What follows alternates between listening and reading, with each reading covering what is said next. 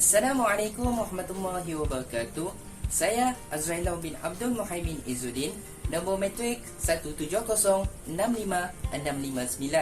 InsyaAllah di dalam video ini saya akan menceritakan secara ringkas mengenai refleksi pembelajaran saya bagi subjek IIO 2003 Psikologi Pendidikan dari Perspektif Islam. Jadi jangan ke mana-mana, jom saksikan video saya ini.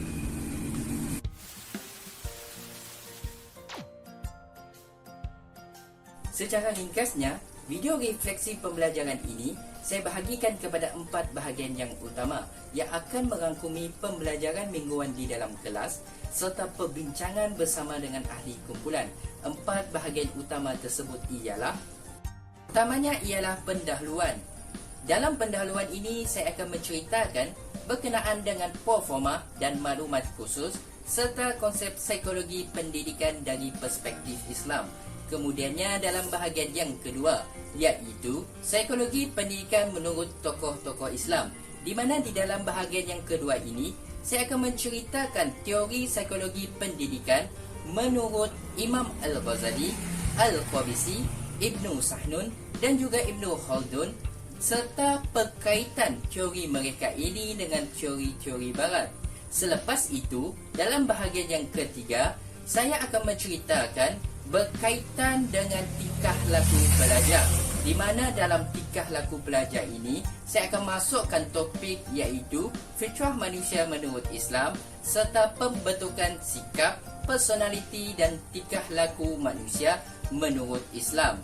Akhir sekali, pada bahagian yang keempat iaitu penutup, di mana di dalam bahagian penutup ini saya akan berkongsi kepada anda semua perasaan dan pengetahuan yang saya perolehi daripada 2 webinar yang telah dianjurkan.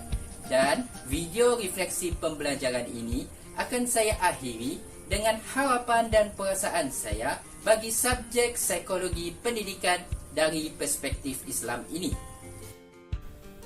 Jom kita lihat kepada bahagian yang pertama iaitu pendahuluan. Di dalam pendahuluan ini, saya masukkan minggu yang pertama dan kedua pembelajaran khusus ini. Pada minggu yang pertama, kami diperkenalkan dengan maklumat serta performa khusus bagi subjek psikologi pendidikan dari perspektif Islam. Apa yang telah kami pelajari dalam minggu ini ialah mengenai hasil pembelajaran yang bakal kami perolehi daripada mempelajari khusus ini, seperti mengenal pasti maklumat pendidikan menurut tokoh-tokoh Islam yang terkenal seperti Imam Al-Ghazali, Al-Qabisi, Ibnu Sahnun dan juga Ibnu Khaldun. Malah, hasil pembelajaran yang turut akan kami perolehi daripada khusus ini ialah dapat menghubung kaitkan pendapat tokoh-tokoh ini dengan proses pembentukan dan perkembangan sikap, personaliti dan juga tingkah laku pelajar. Hasil pembelajaran yang diterangkan ini telah menarik perhatian saya untuk mempelajari khusus ini dengan lebih mendalam. Saya yakin dengan mempelajari khusus ini, saya akan lebih bersedia untuk mengaplikasikan teori psikologi pendidikan di dalam khusus ini untuk memahami tingkah laku para pelajar ketika menjadi seorang guru kelak. Saya turut berasa tidak sabar untuk mempelajari khusus ini ketika diberitahu kepada kami mengenai topik-topik pembelajaran bagi khusus ini. Malah, ketika minggu pertama ini, kami turut diterangkan mengenai pembahagian markah bagi khusus ini yang dibahagikan kepada 2 bahagian, iaitu penilaian berterusan sebanyak 40% dan penilaian alternatif sebanyak 60%. Jadi, melalui pengenalan maklumat serta performa khusus ini, sedikit sebanyak telah memberikan gambaran awal kepada saya mengenai khusus ini secara menyeluruh.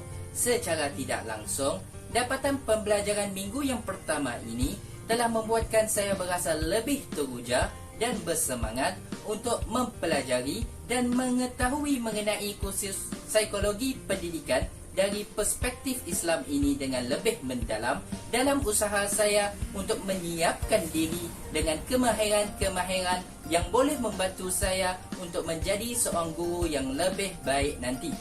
Pada minggu yang kedua pula, kami diperkenalkan dengan konsep psikologi pendidikan menurut beberapa tokoh barat dan juga tokoh-tokoh Islam. Apa yang dapat saya simpulkan ialah psikologi pendidikan ini merupakan satu disiplin ilmu yang mengkaji mengenai tingkah laku manusia sama ada dari aspek pemikiran, sikap, perasaan, keperluan serta tindak balas individu terhadap rangsangan persekitaran sosial. Psikologi pendidikan ini tidak dibicarakan secara khusus dalam dunia Islam. Namun, elemen psikologi pendidikan ini boleh kita lihat daripada teori pendidikan menurut tokoh Islam itu sendiri. Malah melalui konsep psikologi pendidikan ini, saya dapat mengetahui bahawa psikologi pendidikan ini amat penting untuk ada dalam diri guru agar mereka dapat memahami dan mengawal tingkah laku para pelajar mereka dengan lebih baik. Saya sedar bahawa setiap guru perlu mengaplikasikan teori psikologi pendidikan ini ketika berhadapan dengan pelajar nanti. Di sebalik ilmu yang telah dibincangkan ini, saya dapat melihat perkaitan konsep psikologi pendidikan ini dengan falsafah pendidikan Islam, iaitu membentuk diri ke arah mencapai kebahagiaan di dunia dan kesejahteraan abadi di akhirat. Untuk membentuk pelajar ini, memerlukan guru tersebut untuk mempraktikkan ilmu psikologi pendidikan ini. Selain itu, saya turut mempelajari mengenai kepentingan psikologi pendidikan ini kepada saya sebagai bakal guru nanti. Antaranya ialah psikologi pendidikan ini akan membantu saya untuk memahami para pelajar dengan lebih baik serta menyedarkan saya bahawa setiap pelajar itu mempunyai perbezaan dari segi kognitif, psikomotor dan afektif yang perlu untuk diraikan. Ini amat penting kepada saya supaya nanti saya mampu untuk menggunakan pendekatan yang sesuai dalam membentuk personaliti serta tingkah laku para pelajar saya.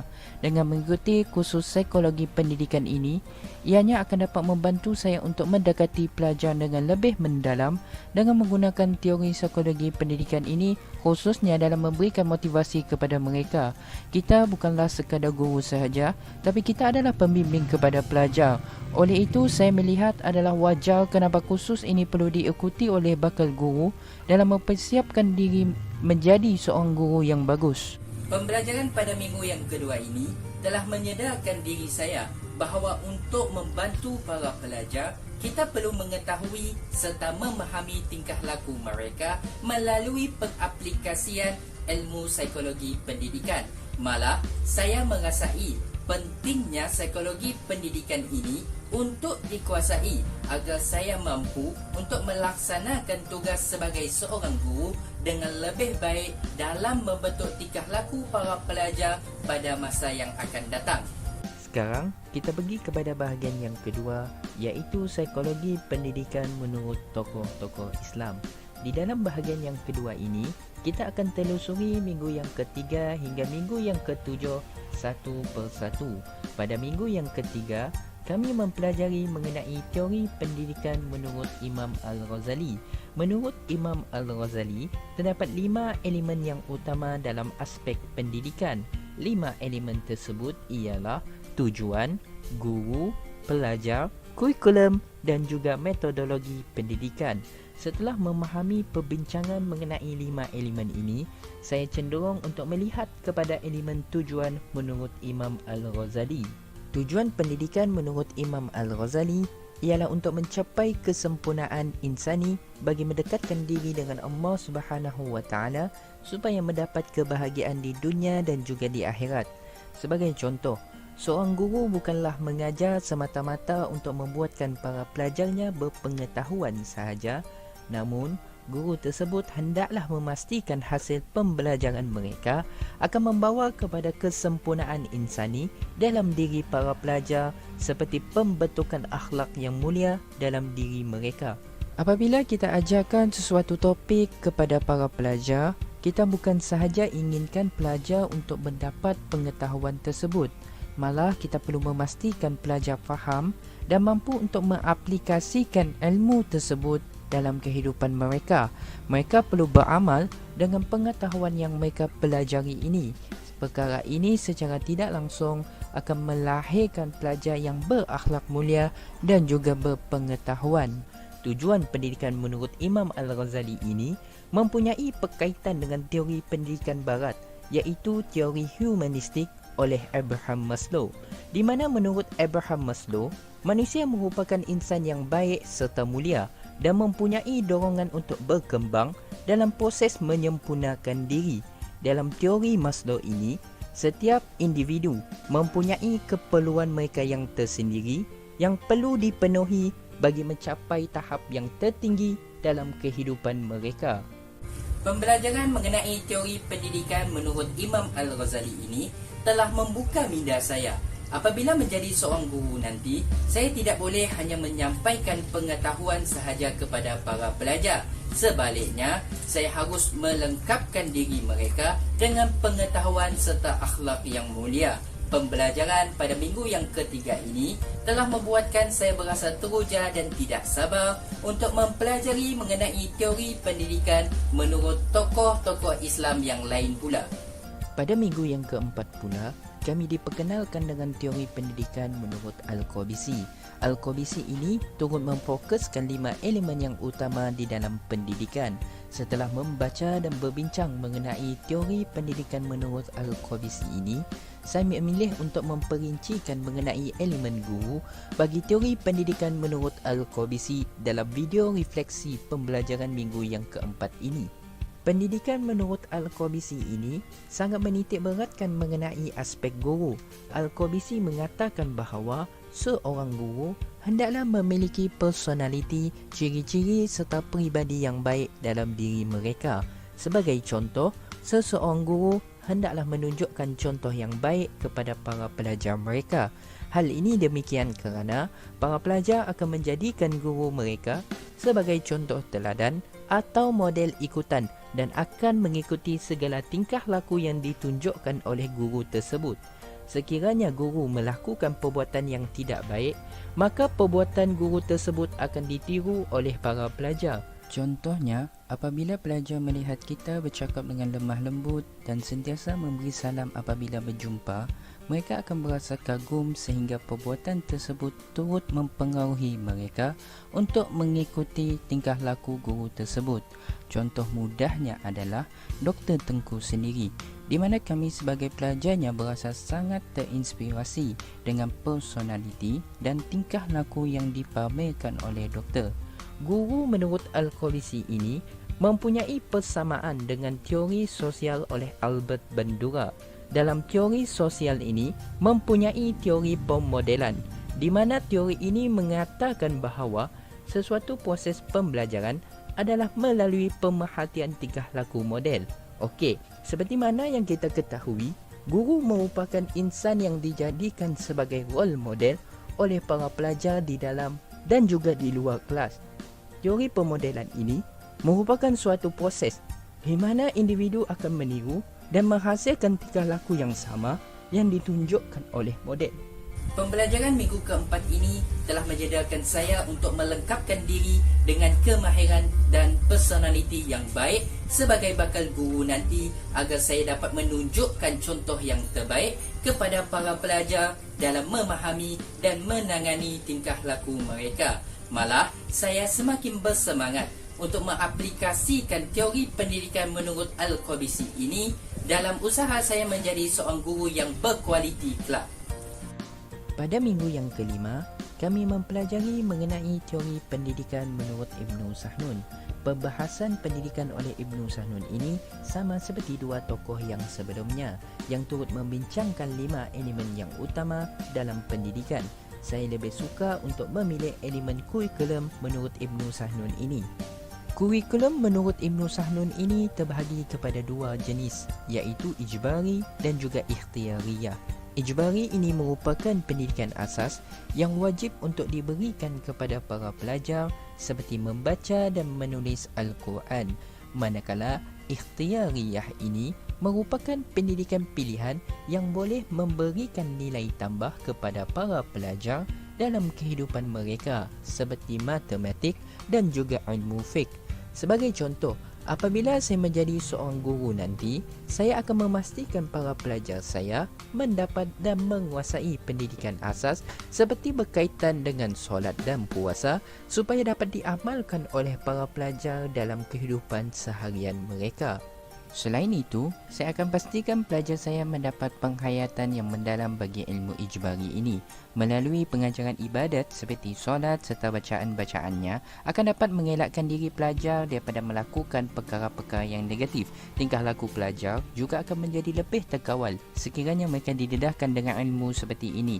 Saya juga akan menarik minat pelajar dengan mengajarkan kepada mereka ilmu ikhtiariyah seperti ilmu hisab, ilmu fiqh dan ilmu bahasa Arab. Justru dengan menawarkan pilihan kepada mereka untuk mempelajari perkara yang diminati ini akan mampu untuk mengawal peribadi serta tingkah laku pelajar di samping saya dapat mengenal pasti minat dan kebolehan mereka. Kurikulum menurut Ibnu Sahnun ini mempunyai kaitan dengan teori John Dewey mengenai pendidikan, di mana John Dewey mengatakan bahawa pendidikan merupakan suatu proses pembelajaran sepanjang hayat tanpa mengira usia. Pembelajaran ini boleh berlaku secara formal dan tidak formal dalam perjalanan kehidupan individu yang akan merangkumi ilmu yang wajib untuk dipelajari serta ilmu pilihan yang boleh dipelajari sebagai nilai tambah kepada individu tersebut. Pembelajaran pada minggu yang kelima ini telah mengajar saya untuk terus menuntut ilmu bagi meningkat serta memperbaiki keupayaan dan kemampuan saya sebagai bakal guru pada masa hadapan nanti. Malah, saya turut optimis dengan adanya ilmu ijbari dan bertambahnya ilmu ikhtiariyah di dalam diri saya ini, saya akan mampu untuk menjadi seorang guru yang profesional yang mampu untuk memahami serta membentuk tingkah laku serta personaliti yang baik dalam diri para pelajar saya. Minggu yang ke-6 pula, kami diajar oleh Dr. Tengku Sarina berkaitan dengan psikologi pendidikan menurut tokoh Ibnu Khaldun. Ibnu Khaldun merupakan tokoh yang terakhir yang akan kami ambil pendapatnya berkaitan dengan psikologi pendidikan. Beliau turut menekankan 5 elemen pendidikan yang sama seperti tokoh yang sebelumnya. Setelah mendengar dan memahami mengenai teori pendidikan menurut Ibnu Khaldun, elemen yang paling menarik perhatian saya ialah elemen pelajar. Ibnu Khaldun menyatakan bahawa pengetahuan yang diperolehi oleh para pelajar adalah berdasarkan kepada pengalaman mereka sendiri. Faktor persekitaran sememangnya memainkan peranan yang amat besar kepada para pelajar dalam memperolehi sesuatu pengetahuan. Sebagai contoh, pelajar yang terlibat dengan gejala-gejala yang kurang sihat seperti ponteng sekolah dan merokok adalah mereka yang mengalami tekanan atau stres di dalam kehidupan mereka akibat daripada permasalahan yang timbul daripada keluarga ataupun persekitaran mereka. Kita sebagai bakal guru hendaklah mengenali para pelajar dengan lebih mendalam untuk mengetahui punca sebenar masalah mereka. Teori Ibnu Khaldun ini boleh kita kaitkan dengan teori psikososial oleh Erik Erikson. Teori psikososial ini mengatakan bahawa pengaruh sosial dan budaya memberi kesan kepada pembentukan peribadi dan personaliti seseorang individu. Persekitaran yang baik akan membentuk personaliti yang baik. Malah, sebagai guru, kita tidak seharusnya terus menghukum pelajar yang bermasalah ini tanpa kita mengenal pasti punca masalah sebenar yang menyebabkan pelajar tersebut berkelakuan sedemikian. Perbuatan menghukum tanpa usul periksa ini mungkin akan mengeruhkan lagi keadaan serta sikap pelajar tersebut. Daripada silibus pembelajaran minggu yang ke-6 ini telah memberikan saya semangat dan dorongan untuk mempraktikkan teori Ibnu Khaldun ini ketika menjadi seorang guru kelak agar dapat memahami para pelajar serta membantu mereka untuk menyelesaikan masalah mereka dengan pendekatan yang sesuai dan terbaik.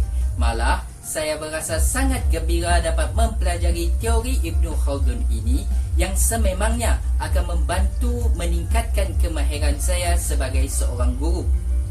Silibus pembelajaran yang terakhir dalam bahagian yang kedua ini ialah rumusan setiap tokoh yang dilakukan pada minggu yang ke-7.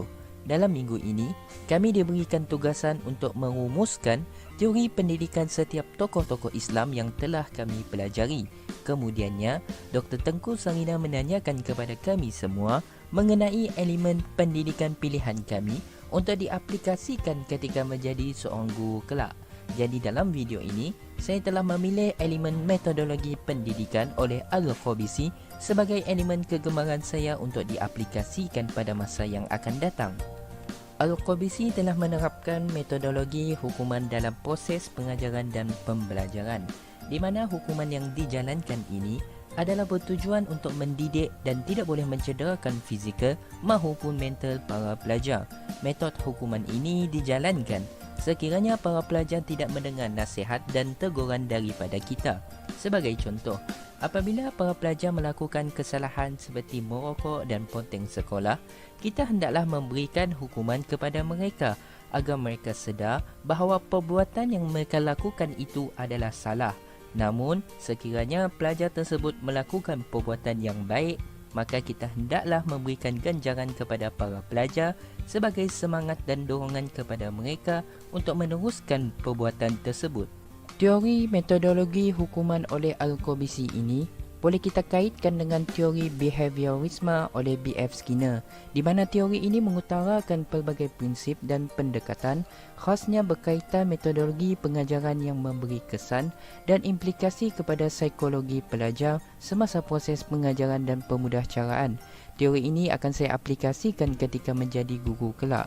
Contohnya, saya akan memberikan pujian kepada pelajar apabila pelajar memberikan jawapan yang betul atau menghasilkan kerja yang baik. Pujian ini dapat meningkatkan lagi semangat pelajar tersebut untuk terus berusaha dan mencuba yang terbaik. Daripada rumusan yang telah dilakukan ini, saya dapat melihat bahawa setiap pelajar mempunyai kecenderungan elemen pendidikan mereka yang tersendiri untuk dipraktikkan ketika menjadi seorang guru kelak. Perkara ini turut membuka minda saya bahawa tidak semestinya hanya satu teori pendidikan sahaja yang dipraktikkan oleh kita. Sebaliknya, aplikasi bagi teori pendidikan ini dipraktikkan bergantung kepada kesesuaian teori pendidikan tersebut mengikut situasi dan keadaan. Pembelajaran teori pendidikan ini telah memberikan keyakinan kepada saya dalam meningkatkan kemahiran saya sebagai seorang guru yang berkualiti dalam mengatasi dan membentuk tingkah laku para pelajar. Sekarang, kita lihat kepada bahagian yang ketiga, iaitu berkaitan dengan tingkah laku pelajar. Dalam bahagian yang ketiga ini, saya akan memperincikan tentang minggu yang ke-8 dan juga minggu yang ke-11. Topik pembelajaran kami pada minggu yang ke-8 ialah fitrah manusia menurut Islam. Manakala pada minggu yang ke-11, kami mempelajari mengenai pembentukan sikap, personaliti dan tingkah laku menurut Islam. Melalui dua topik ini, kita dapat ketahui bahawa setiap individu mempunyai personaliti dan tingkah laku yang berbeza-beza.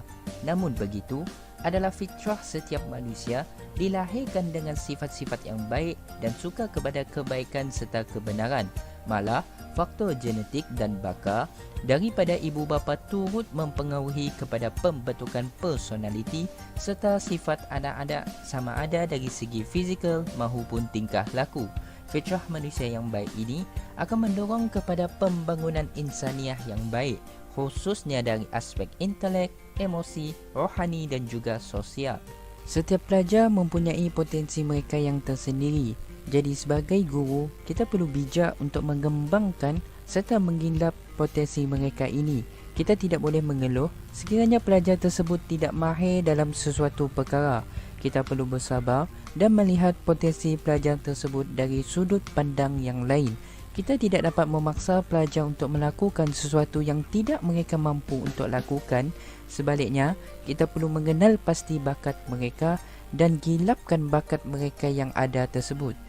Bukan itu sahaja, Islam sudah memberikan panduan yang jelas mengenai pembentukan personaliti dan tingkah laku anak-anak di dalam Al-Quran.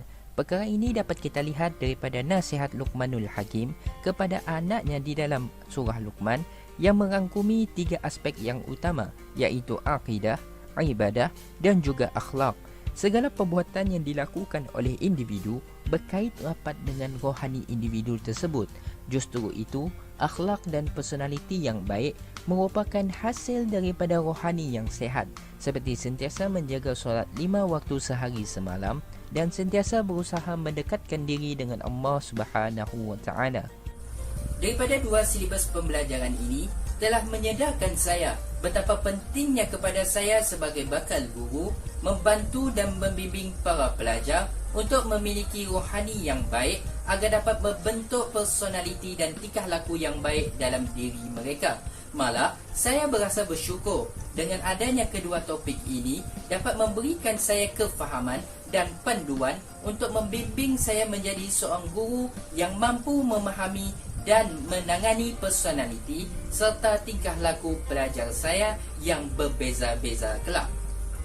Seterusnya, kita bergerak kepada bahagian yang keempat iaitu penutup. Dalam penutup ini, saya akan berkongsi kepada anda mengenai pengetahuan yang telah saya perolehi daripada 2 webinar berkaitan dengan psikologi pendidikan yang telah dianjurkan pada minggu yang ke-9 dan juga minggu yang ke-12. Webinar yang pertama bertemakan Psikologi Pelajar Guru Pendidikan Islam Cakna atau LEKA. Webinar yang kedua pula bertemakan Psikologi dan Profesion Guru Pendidikan Islam. Panel yang telah dijemput untuk memberikan perkongsian dalam 2 webinar ini ialah Ustaz Muhammad Ismail Muhammad, Pengetua Cemerlang Sekolah Menengah Kebangsaan Agama Wataniyah Macang Kelantan, dan juga Dr. Haji Kamaruddin bin Abu Hassan, Pensyarah Kanan Institut Pendidikan Guru Kampus Raja Medewa. Antara ilmu yang saya perolehi daripada 2 webinar ini ialah sebagai bakal guru, saya hendaklah melengkapkan diri dengan ilmu dan kemahiran-kemahiran yang berkaitan dengan psikologi. 3 kata kunci yang saya dapati dan perolehi berkaitan dengan kemahiran ini ialah SAE, iaitu S untuk social, A untuk artistic dan E untuk enterprising. Dalam aspek sosial, kita sebagai guru hendaklah elakkan daripada mempunyai sifat jumud dan bersendirian. Perkara ini akan membuatkan kita dielak dan ditakuti oleh para pelajar. Sebaliknya, kita hendaklah mendekati para pelajar dengan menjadi kawan kepada mereka. Manakala, aspek artistik pula, seorang guru ini hendaklah cakna dengan perubahan dan inovasi semasa yang berlaku dalam dunia pendidikan. Guru ini hendaklah memvariasikan kaedah pengajaran mereka untuk menarik perhatian para pelajar. Guru pendidikan Islam ini hendaklah menjadi seorang guru yang berseni. Sebagai contoh, guru boleh menyanyi atau berlakon untuk menyampaikan sesuatu pengetahuan mengikut kepada minat para pelajar. Seterusnya, aspek enterprising pula. Guru pendidikan Islam sering dipandang rendah oleh guru-guru yang lain. Mereka menganggap guru pendidikan Islam ini tidak mempunyai sikap inovasi dan kreativiti dalam pengajaran. Jadi, kita hendaklah membetulkan tanggapan guru-guru yang lain ini. Oleh yang demikian, kita sebagai bakal guru pendidikan Islam hendaklah mempunyai dan menunjukkan semangat yang luar biasa di sekolah. Seterusnya pula, kedua webinar ini mengajar saya supaya bersiap sedia dengan cabaran yang akan ada ketika menjadi seorang guru kelak. Antara langkah yang dicadangkan kepada kami ialah berpegang kepada konsep analisis environment, di mana dalam konsep ini, dalam 3 bulan yang pertama, kita hendaklah mengenali budaya sekolah, pengurusan pentadbiran sekolah, pencapaian dan masalah para pelajar serta persekitaran sekolah untuk menyesuaikan diri kita dengan sekolah tersebut. Perkara ini bagi memudahkan kita untuk membuat perancangan yang sesuai bagi membantu meningkatkan prestasi serta pencapaian sekolah dan membentuk personaliti yang baik dalam kalangan para pelajar. Saya berasa teruja dengan penganjuran 2 webinar ini. Pada pendapat saya, webinar-webinar seperti ini hendaklah dianjurkan lagi kerana ianya dapat memberikan pengetahuan serta perkongsian tambahan yang mampu membantu saya menjadi seorang guru yang lebih profesional kelak. Secara keseluruhannya, subjek psikologi pendidikan dari perspektif Islam ini telah banyak meningkatkan kemahiran-kemahiran yang perlu saya ada untuk menjadi seorang guru yang berkualiti kelak. Banyak ilmu serta pengetahuan-pengetahuan baharu yang telah saya perolehi daripada kursus psikologi pendidikan ini. Saya berasa sangat bersyukur kerana diberikan kesempatan untuk mengikuti kursus ini dalam persediaan saya menjadi seorang guru yang berkualiti kelak. Saya berasa tidak sabar untuk mengaplikasikan setiap teori yang telah saya pelajari di dalam kursus ini, khususnya dalam memahami serta menangani setiap personaliti serta tingkah laku para pelajar saya yang berbeza-beza kelak. Jutaan terima kasih diucapkan kepada Dr. Tengku Sarina dan juga rakan-rakan seperjuangan saya yang lain yang telah banyak membantu saya sepanjang kursus ini dijalankan. Sekian sahaja refleksi pembelajaran saya. Terima kasih.